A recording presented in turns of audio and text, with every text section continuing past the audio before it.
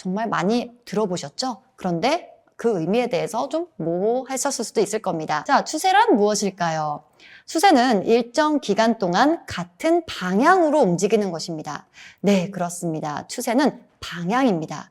주가의 방향을 말하는 거죠.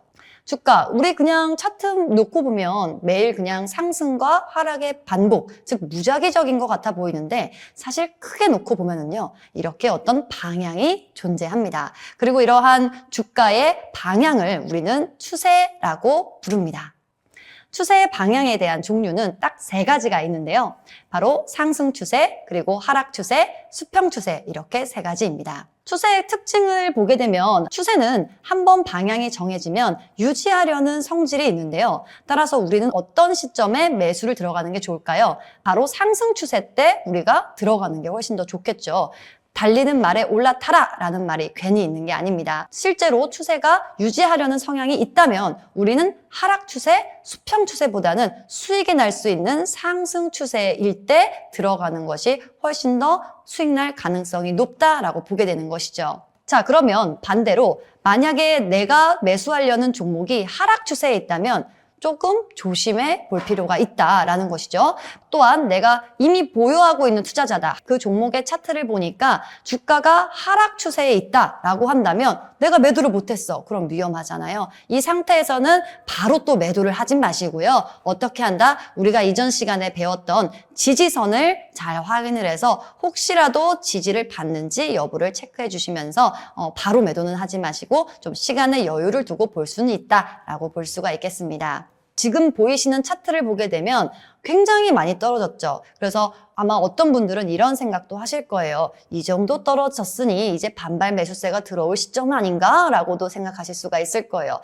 제가 그동안에 만나봤던 많은 투자자분들이 보통 이런 반발 매수 시점을 많이 노리시더라고요. 그런데 이런 하락 추세에 있을 때는 반발 매수 조금 조심하셔야 됩니다. 자, 이 차트에서 꼭 뭔가 밑에 보면 다시 뭔가 주가가 올라온 모습이잖아요. 그래서 여기서는 많은 분들이 이제 반발로 뭔가 이제 올라가나 보다 라고 생각하실 수도 있는데 자, 어떻게 됐을까요?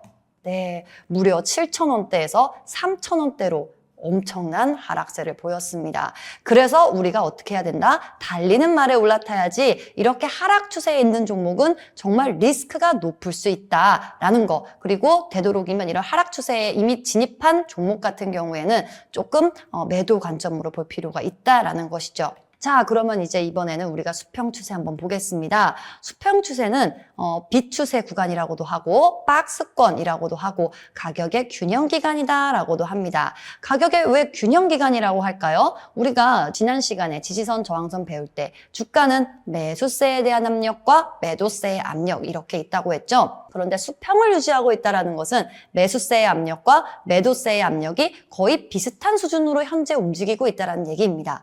그래서 여기서 수평 추세는요, 올라간 다음에, 즉 상승 추세를 그리다가 수평인지 혹은 하락 추세를 그리다가 수평인지가 굉장한 차이를 보이게 됩니다.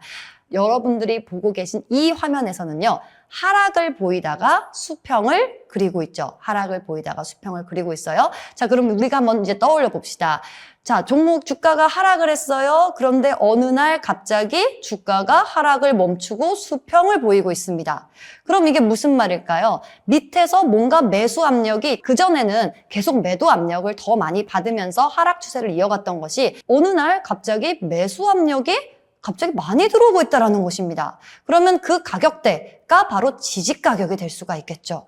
그래서 이러한 하락 구간에서의 수평 하락 구간을 그리다가 수평이 나온다는 것은 굉장히 의미가 있을 수 있는 시점이다라고 우리는 파악을 해볼 수가 있는 것이죠. 반대로 상승을 보였다가 상승 추세에서 수평을 보인다라고 해보죠. 상승을 보인다라는 것은 그동안 매수세의 압력이 굉장히 강했던 것이죠. 그런데 그렇게 강한 상태에서 어느 날 갑자기 상승을 멈추고 수평 추세가 찾아왔습니다. 그 말은 그 구간에서 이제 비싸진 것 같아.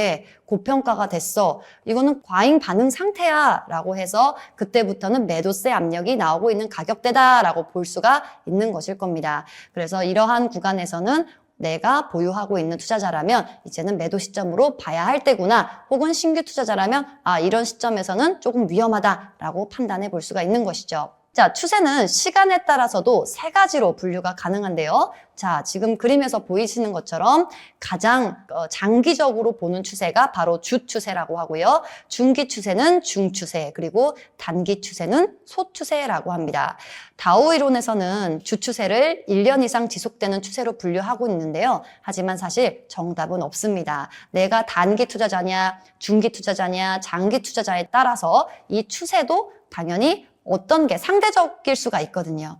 그래서 이러한 부분들도 이제 여러분들이 감안하시면서 보시면 되겠습니다. 별표! 자, 그러면 오늘 추세, 시간별 분류도 봤고 또 방향에 대한 분류도 같이 살펴보았는데요. 자, 어떠셨나요? 많이 도움이 되셨나요?